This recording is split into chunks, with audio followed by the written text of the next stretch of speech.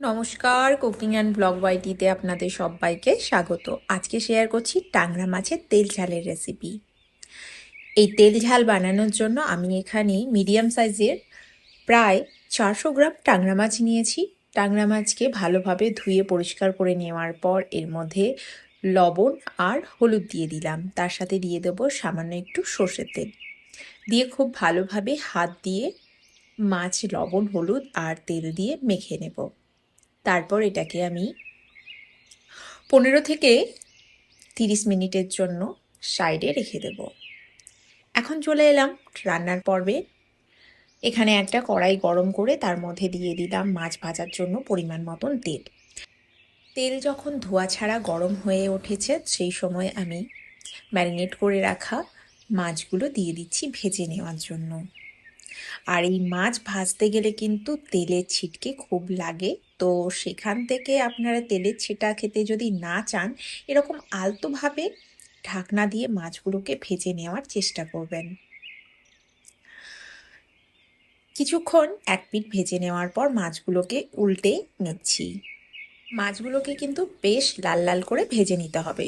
যতক্ষণ মাছ ভাজা হচ্ছে তার ফাঁকে আমি একটা মশলা রেডি করে নিচ্ছি। এখানে আমি নিয়েছি প্রায় 10-12 কোয়া রসুন, 1 ইঞ্চ পরিমাণ আদা, 1 চামচ গোটা জিরে আর 3টে শুকনো লঙ্কা। এগুলো অল্প একটু জল দিয়ে মিক্সিতে বেটে নেব। চাইলে আপনারা শিলেও বেটে নিতে পারেন। আর এবার দেখুন মাছগুলো কিন্তু উল্টে পাল্টে লাল লাল করে ভেজে নিয়েছি। এবার এগুলোকে তুলে নিচ্ছি।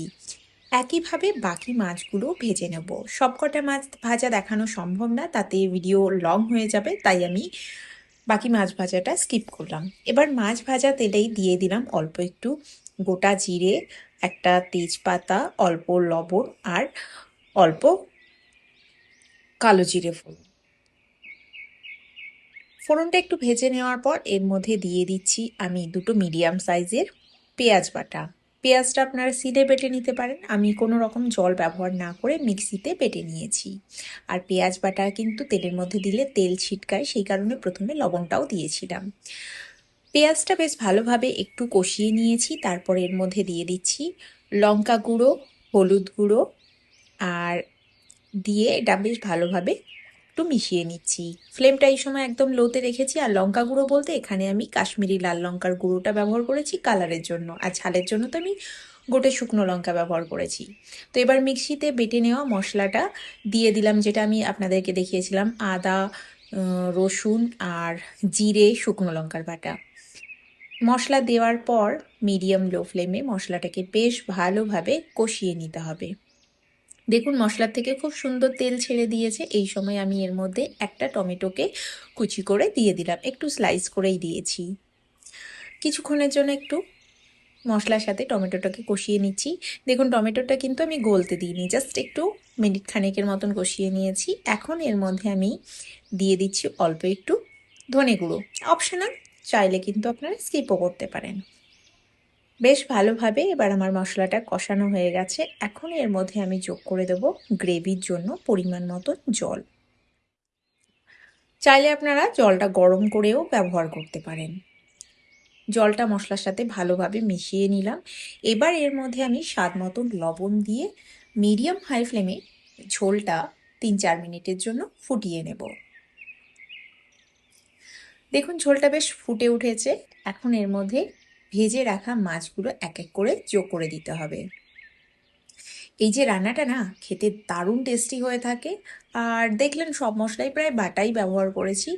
আর এর যে টেস্ট মনে হবে আপনি পুরোনো দিনের কোনো খাবার খাচ্ছেন। এবার এটা আমি ঢেকে দিয়ে গ্রেভিটা পারফেক্ট হওয়া পর্যন্ত রান্না করে নেব। তো দেখুন এখন গ্রেভির কনসিস্টেন্সি একদম পারফেক্ট, আর ঝোলের কালারটাও সত্যি অসাধারণ লাগছে, আর খেতে কিন্তু সত্যি দারুণ হয়েছিল। অবশেষে এর মধ্যে আমি অল্প একটু ধনেপাতা কুচি আর ছেঁড়া কাঁচা লঙ্কা যোগ করে দিলাম। একটু মিশিয়ে নেওয়ার পর আমি 1 মিনিট লো মানে ঢেকে রান্না করে নেব। তারপর ফ্লেমটা বন্ধ করে কিছুক্ষণ রাখার পর গরম গরম ভাতে পরিবেশন করব। তো বন্ধুরা আজকের রেসিপি কেমন লাগলো কমেন্ট করে অবশ্যই জানাবেন। তার সাথে বাড়িতে অবশ্যই ট্রাই করবেন, আশা করছি আপনাদের ভীষণ ভালো লাগবে। ভালো লাগলে ভিডিওটাকে লাইক, কমেন্ট, শেয়ার আর চ্যানেলটাকে সাবস্ক্রাইব করতে ভুলবেন না। Thank you for watching.